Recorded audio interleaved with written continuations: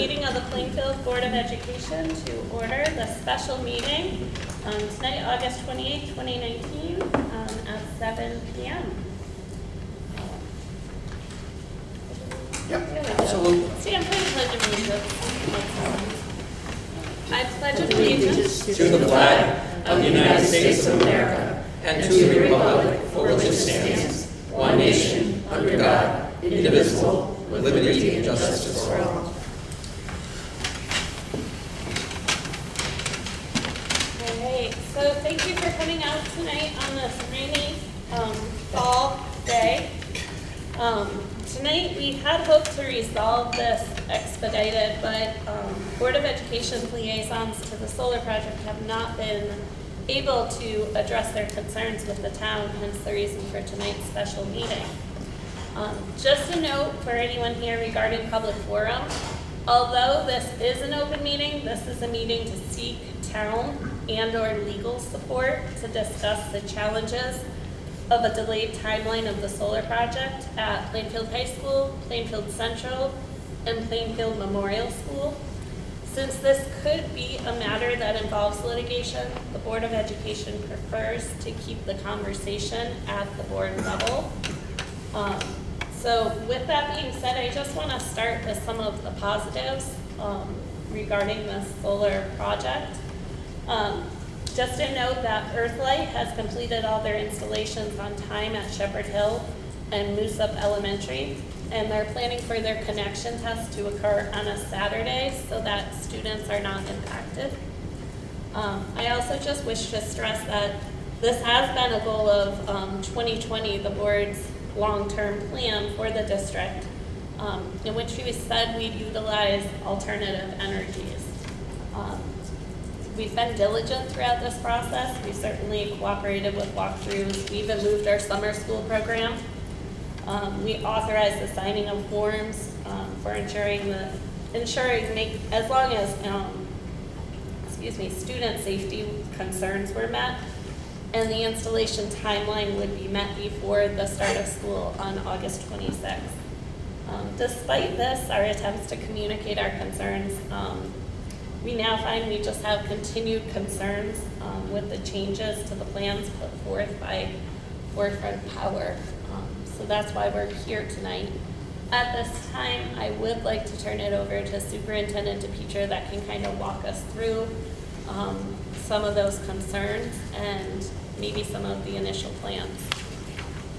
So for the public that is in attendance, the assumption I have to work under is two parts. One is the fact we have to look at if there are any other remedies of the concern that is created by a delay, but also, more importantly, is that if this goes forward as it's projected right now for a September 26th start and a December 31st completion of the project, that is concurrent to all of our instruction.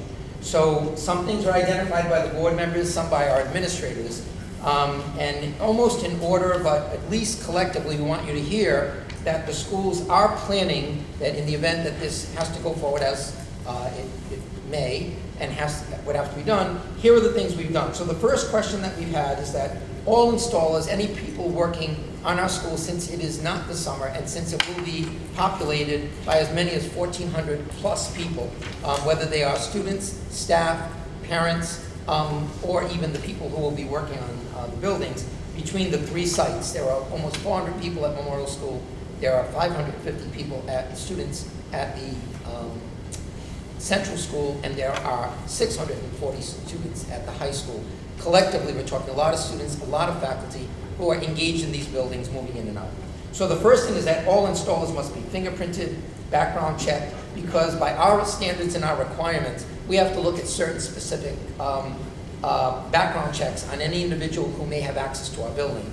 And we have to obviously make people have access, if they're working on the roofs, to the interior of the building, to look at wireless connections, in case they need to use restrooms, and all of those things. So Forefront Power has been very committed to the fingerprint. We have actual communications and email that said they will make sure that we have the necessary information for fingerprint background checks that are required by the school department.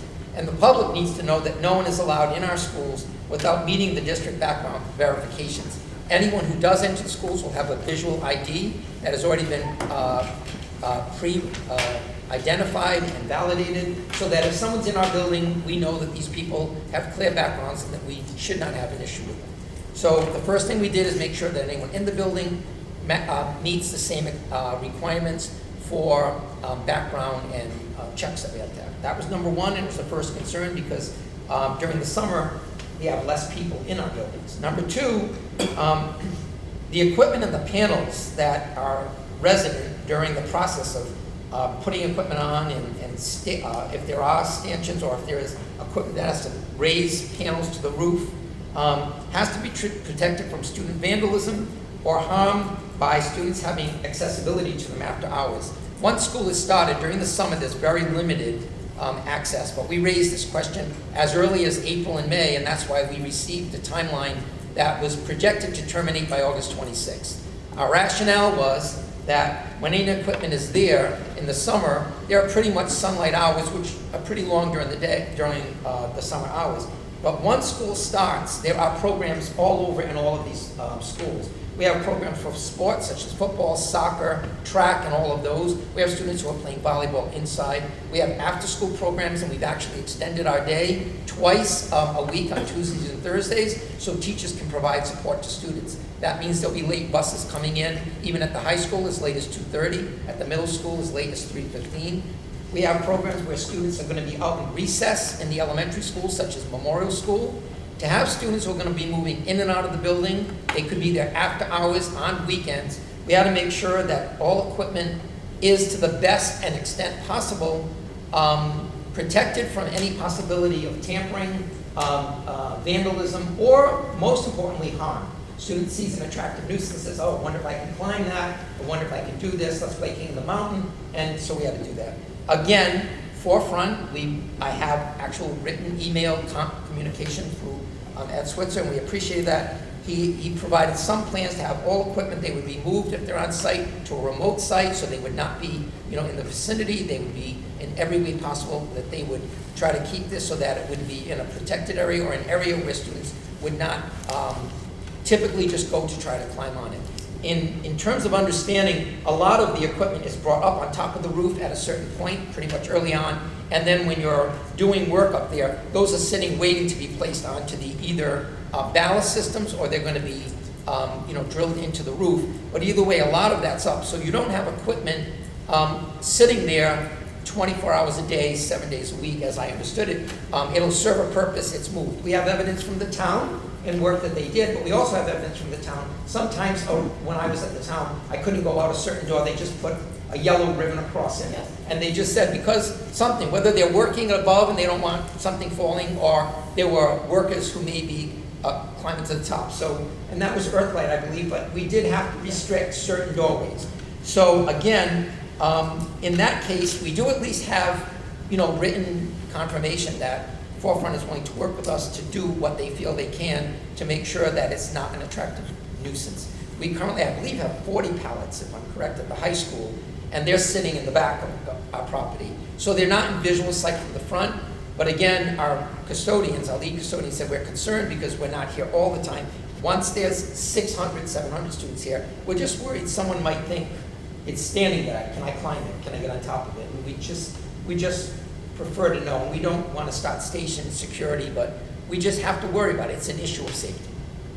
The school has to provide restricted fire alarm practice if certain doorways are going to be blocked. So typically we will run these, but we don't think in the first onset of school we really run 2 or 3 fire alarms so students know the regimen. In a building of this size, there are doorways in many places. But if you look at the doorway, that doorway will go into an enclosed, this one here, enclosed. You can't escape. That's not a doorway you can use. It's meant for access, but not for egress. So students need to know which ones are accessible. And we do that practice with them. If all of a sudden, after September 26th, there could be a door that has a block in front of it, or a yellow ribbon, students in certain cases will say, I gotta walk the door, I'm gonna walk through the door. So you have to run what's called a restricted access or restricted egress fire alarm practice. And so we're gonna do that before September 26th or before the installation begins so that students in all of our buildings will know that there is a pattern that we do know. You usually exit the nearest exit to your room for safety. But if you see that something is restricted, you then need to know the second. That's not a natural thing for 400 students in a school to know to do. They usually will either go on pattern or they have to have teachers directing them. So we will be running those as necessary and running them earlier to have a restricted or limited egress fire alarm system practice. It may require some additional practice if it's going to change, like if we're using one side of the building to put up something and then a month later they move and they're going to be on the other side, you have to practice again. So it's not that we don't do these, and it's not that we don't run about 17 a year. Is that about correct? 14, 17 fire drills? Do you remember? We have one safety drill a month. A month. So there's at least 10 or more. And so when you do that, we may do more, just if we have to, just to make sure that if it does change and there's a change to the rhythm or practice, the students may know plan A and B, but there could be plan C. We just won't know that until it's happened. Again, the issue is that they believe, Forefront believes, that once things are up there, there may be less restriction to the exits and egresses. Forefront had originally reported when they planned their summer work, and we have our principal, Mrs. Hutchinson, with us, and she reported that her concern is that we had summer school. We moved all of our summer school out of the high school, we moved it out of Shepherd Hill, and we moved it all to Memorial School because under the original understanding as early as February or March, we thought those larger schools were not going to be done. We were told, we believed originally that we needed to do the LED conversion so that we knew how much energy we were saving before you started projecting the cost savings on putting solar. That was mitigated in another way. We were not aware of that, so we just figured, well, Memorial, PCS, and PHS were not scheduled for this summer, which, so we moved our program. We also had to move our preschool because the preschool at Shepherd Hill works because we have a preschool center, but we actually had to move the preschool because they would not fit on the chairs and desks at Memorial School. We had to bring them back in. So we had to do a lot to make sure the summer would be ready, and it's just to explain why we have the concerns that we have about the delay. So we moved them out as well. What happened is that the principal just said, we have now 100 to 150 or more students, some of them with special needs, in a building for a summer program.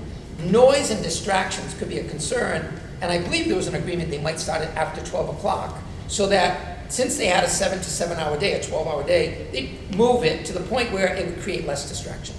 I also have a subsequent email that we had, again, Forefront's been very forward in terms of communicating with us, that they reported that most of the tools are really drills, not like hammers and louder noise. Footsteps, walking, they acknowledge there is a level of noise.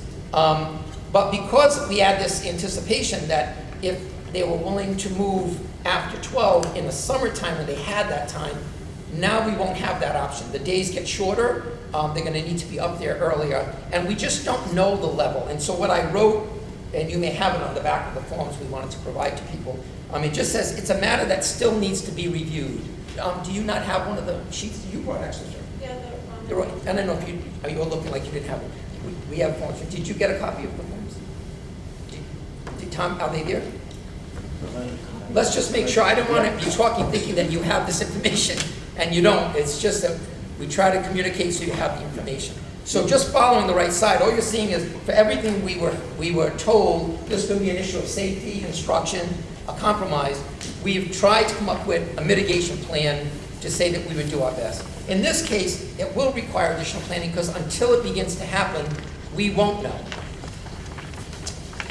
The next one is we have buses arriving in the morning, in the afternoon, and then particularly at Memorial School, we have recess pretty much throughout the middle of the day, from somewhere between 10 or 10:30 all the way till at least 1 o'clock. Those are times where students are exiting the building.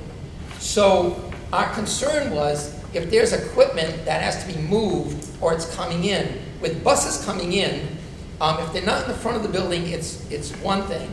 But because teachers are coming access through the back, and if there is equipment or if people are working, it's a distraction to the fact that there are at least 1,000 or more students in one complex and 700 in the other. And if they see things that are moving and active and climbing up and everything else, we just need students to attend to getting in school, being safe, and attending to their learning. However, the same thing happens if we're gonna have them outside again, and if they have to go out during the day. And so that will take a little bit of our review as well, because we don't know if it will be no impact or if there's potential impact.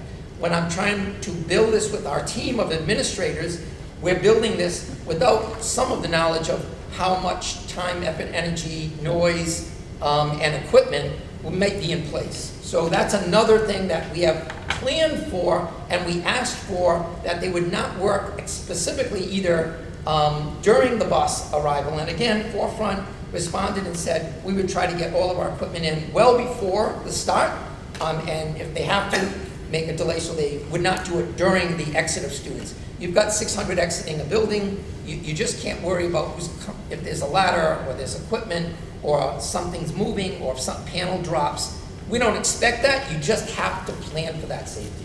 So again, we're going to do more with that once we see the reality, but we have a plan which is preliminary. With liability protection, we know that there's liability protection in this whole project, but does it change when there are more students on the property than what was anticipated? And I'm not as much worried about the number of dollars that they say we have $1 million liability. I'm really worried about the fact that we have safety of children. It compromises people thinking, what's going to happen? Is my child going to be safe when I enter that? So we do have the issue of knowing that we have to have liability coverage, and is this now being addressed under a different situation than we planned for? But we also really just want to avoid anything that could alter a student or an employee or anything else. And I don't need to extend this, but you need to understand that this is the work from literally, I have the email, this document is 43 pages, from April 16th, 15th, all the way to August 26th, where different communication. The problem for us was our communication ran up to about June 18th, and the next one was August 8th. And under the timeline that was projected, we expected that by June 18th, 20th, the approvals would have been made. So we expected after June 18th that there was no problem. And we knew that after the 4th of July, when we had the meeting here, they would start a little bit after the 4th of July, not to interfere with that when we were here. So we expected then July 12th. So we didn't expect the delay because we missed the communication. We had no communication until August 8th, and that's what created a little bit of the concern. So the liability issue, and now we're concerned that with starting on September 26th, if you remember the last 9 years, we actually had snow in November. And I don't know what that does. I don't know what that does to our installation, to our timeline, to our commitments, to our energy, cost recovery, because if it starts snowing and it's now impossible to continue. So we wrote, one of the comments I did have is that Forefront will need to address weather conditions, and they may have done that in other times or different locations, but we will have to address it if it does become an issue. And we are concerned that we know that ZREC is the grant that helps to underwrite the cost of this installation and the fact that this is an energy conservation project. We don't know what happens if that timeline is extended or if it can't be completed. There is information in the contracts that states in the event of default, and we have a lot of information about that. There are three things. There is a the financer, there is the provider, and there's the purchaser. So depending on the default where it resides, is it the finance, is it the purchaser, us, is it the provider, the installer? Where it falls, there are different terms and conditions that discuss. There could be a 90-day limitation on trying to resolve the delay or fault compromise. And then if that fails to be done, there's a possibility that you can then discontinue the contract or something. But all of those have implications, which I think have to be looked at legally, because you can default on a grant, you can default on the money, you can default on the cost savings, or you can default on conditions. That's well beyond my ability. So we did ask the town to look from their lawyer's side, and we asked our legal counsel to look at this, because our legal firm happens to also, there's 100+ people in that firm. We only have one who works with us, but there's 100+ people. And they, in fact, represent Eversource. Eversource would be involved in this, although our issue isn't with Eversource. Our issue is not with the town's interest, because we support solar and the energy conservation. Our issue is not that the project can't be done. We have evidence, or like we did that. Our issue is about this particular situation we have right now with the delay in time. So we will have to deal with the weather delays and stuff as a possibility, and we do need some legal advice on that. So finally, what I wrote is, we didn't know if all of these issues could be resolved if this were done in summer and maybe next summer. But although this was a preferred solution of the majority of the board, saying we are planning for all of these things and we need answers, could this just be delayed?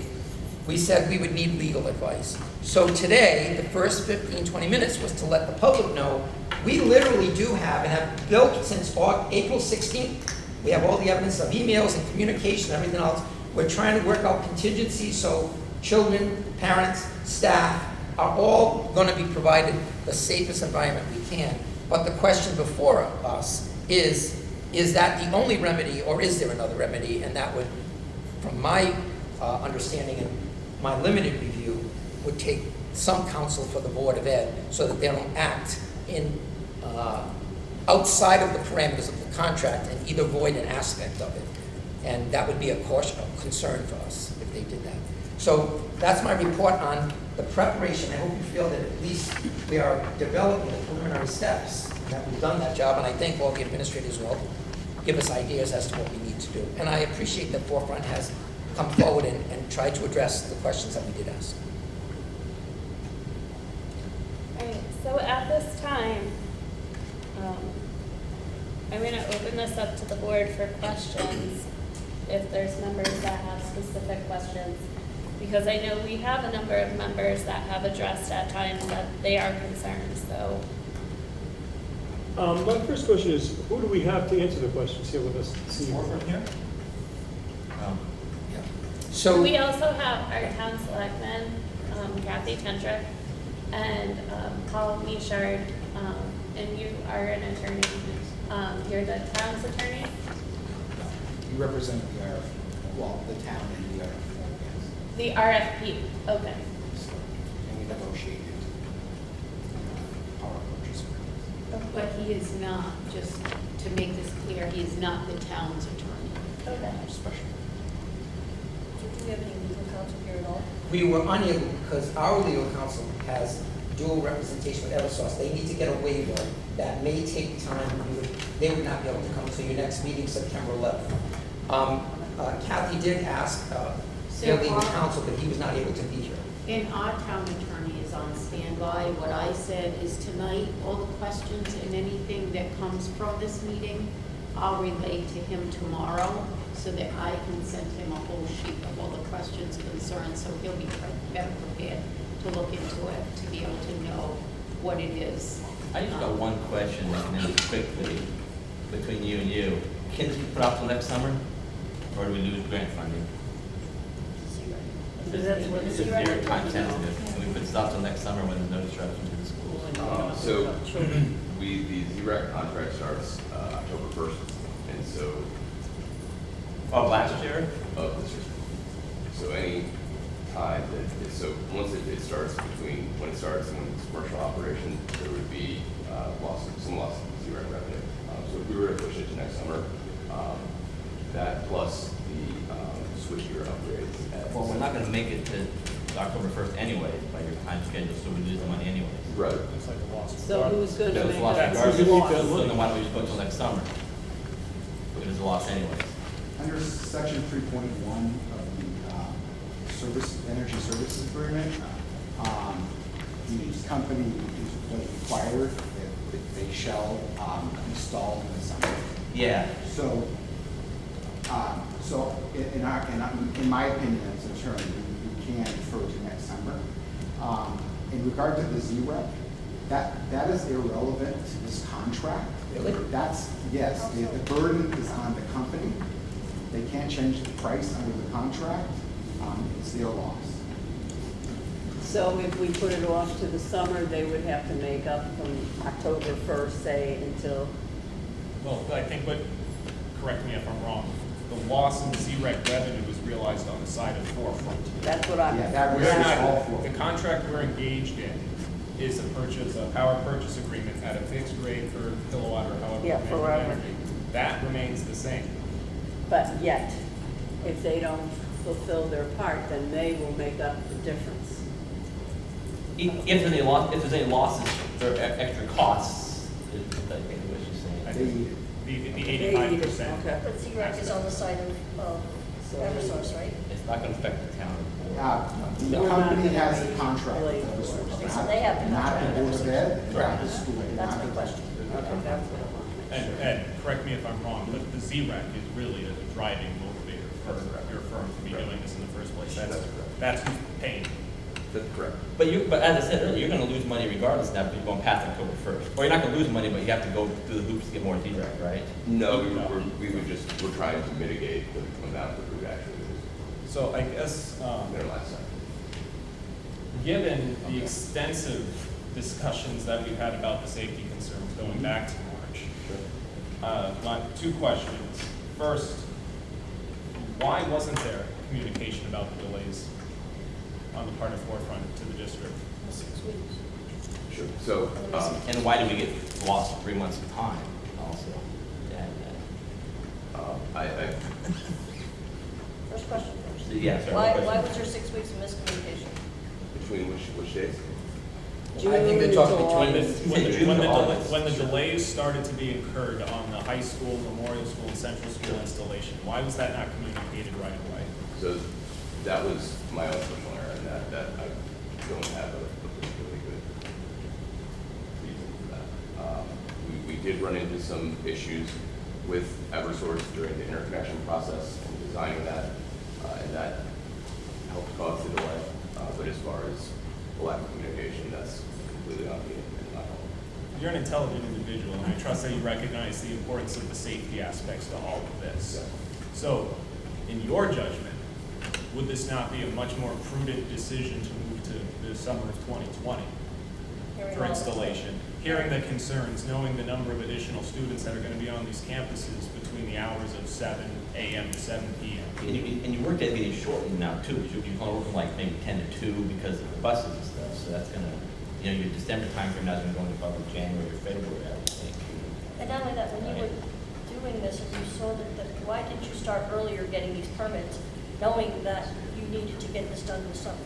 Like, you know what I'm saying? Yes, no, I mean, if you knew you had to get this done in the summer and you didn't get and the permits were getting delayed, you really needed to do this earlier in the, March, April? And we submitted, we started the design and everything in February. So we've been going through and engaged with utilities since the. So what was the cause of the delay? The cause of the delay, there was some issues with, not getting too technical about where the configuration of the meters and everything, that our engineers were familiar with. It's similar to, it's something that's more common out here. So we did get feedback from the utility. And then at the Central Memorial School, the bigger issue there was because the switchgear there, which is the main electrical equipment, is a little older, and a lot of it is at capacity.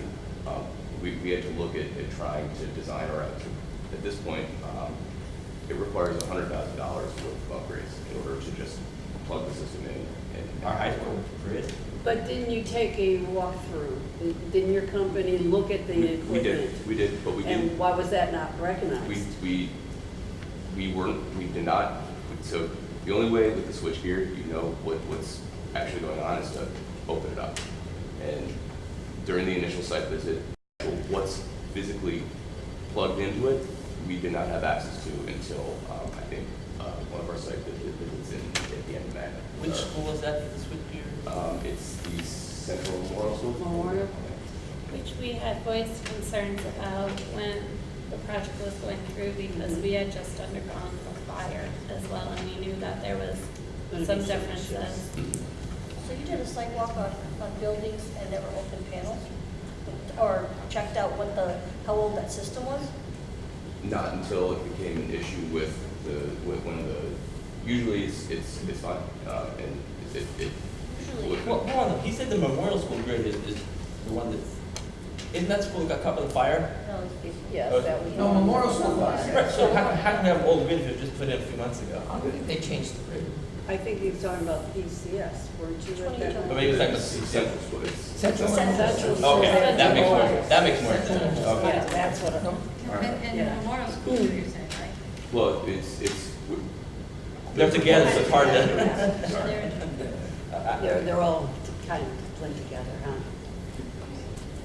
Are there any extensive renovations to PHS? No, that one's fine. So could that one have started? Yeah. So we kind of had, so because of this pretty major impact to the system cost, we had to, A, design around it and see what the final amount is going to be, because we have to look at this as sort of a portfolio Yep. and blend them together to make sure that we're still meeting our corporate thresholds. So PHS, when it's done, will be the same configuration. There's no changes to this. The design you had is fine. We just didn't start this one. And the other one, you spent more time trying to reconfigure how to offset $100,000 of costs. So the projected savings that we were going to realize in 2019 and 2020, you know, until this thing comes online at some point in 2020. Those are just, I mean, are we gonna get compensated for that? Is there any way for us to, you know, because we were sold on this thing because, you know, the town, and perhaps this is, I've got a question. Yeah, it was projected savings, and we're not gonna realize that. Is that a consequential damage that we can get compensated for? Under the agreement, the term of the contract begins at the commercial operation date. So you will realize your savings. It's just going to be, it's going to be starting at the commercial operation date. That's when the 20-year operation starts. So we're losing a year. We catch it up on the back end, but we Yes. can't get Yeah, paid for exactly. it until 21 years from now. It can. That's correct. And we did not that's just something budget. we gotta eat. We did not budget the savings because we were unsure. There's a couple of things that, under the agreement with the solar, technically right now, I believe all systems have to be go before the savings begin. That may be mitigated, may be changed. So Earthlight is separate from Forefront, so Earthlight is all complete. Oh, so then they that can would be- start. Yes. I was worried that our delay then delays you. No, No, so as long as Earthlight is finished, then the town can receive the savings and we can receive the savings on the Earthlight Shepherd Hill Noosa. If you delay the other one, you're only delaying For the and 3 other extending schools. that time. You're just getting the savings Okay. in a delayed time period for PCS, PMS, and PHS. Right, Right. yeah, we're getting it, not this year, but next year. I was worried that it would alter. So it's gonna be the town. extended 20, Yeah. first to recoup will be 20. This 20-year term 21 wouldn't years start instead of until. 20. So not Well, the the rest will 21-year be term. 20. So we don't get it. Today. But we We'll also get it didn't, one way or the other. yeah, but we also We did. didn't put it into the budget either. It isn't even budgeted in there, so we're not, you know what I mean? It'll extend the term at the end, but we didn't budget it in. No, but it was still, it was money that we're gonna save, and we're doing this for that reason. I understand what Mike's saying, like, it's, The agreement itself, once the panels are installed, doesn't start No. until they're all hooked up and ready. The dollar savings will be the same no matter what. Right. You just don't get it in this year, and we didn't budget for it this year. Realize it on a different time frame than originally. I have a question, maybe, not sure who can answer this, but Ken, when you put about this, so we're gonna add 1,400 more people, is Forefront bringing in 1,400 people to do the job? No, I'm confused. I know it because I wrote it. The way that's written is kind of, Yeah, it just means there are 1,400 people in 3 buildings, 400 at Memorial. well, the way you wrote more than, okay. I mean more than because I'm not counting teachers, I'm not talking Okay. parents who are in there. Oh, I read that, I read it, add 1,400 is what I read, I'm sorry. The Okay. issue is during the summer, there's negligible people, that not negligible, they're all important people, but you may have 200 people, not I 1,400. read it wrong. So at this point, I'd entertain a motion. I do believe that we might have to go into executive session at this point. So I'd entertain a motion to move into Hold on. We executive don't have session. any lawyers, we have him though. I'm sorry? What can we discuss legally, because we just have him, we need the other sides. Well, I think just having us as a board, since this is a potential legal matter, to go into executive session would be wise. All right, I moved that we go into executive session with Mrs. Hendricks, Paul Machard, and Ken Petro staying with us. What about, can we include Ed, or no? I think it No, would that not, would just be the because internet, you're discussing it. Yeah. at this point. Second. Thank you. Okay, motion's been made and seconded, all in favor? Aye. All opposed? Sorry, Thank you. Kathleen. Either way. All right, so we're going to go into executive session. I think because our group is so large tonight, we will stay here, and I would just ask that everyone step out of the library. And then as soon as we are done, we will invite you all back in to that. So we are now in executive session. Okay, so we are now back in public session. I think, after discussion, I would like to make the motion that we recommend to the town of Plainfield that the solar installation on Plainfield High School, Plainfield Central School, and Plainfield Memorial School be delayed until the summer of 2020 for installation. And I second that. Okay, motion's been made and seconded. Any further discussion? No? I'd like to thank Ed for coming out tonight to answer questions. Okay. I just, well, let's go ahead. All in favor? Aye. All opposed? Any abstentions? Motion carries. All right, with that, I just want to note that this is not a decision, a vote against solar or the project. This is part of a board's goals.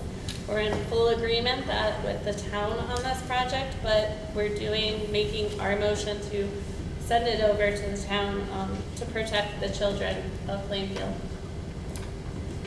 So with that, since that is the only thing on our agenda, I move that we adjourn. right? Motion to adjourn? And I second. Seconded, all in favor? Aye. All opposed? Motion carries.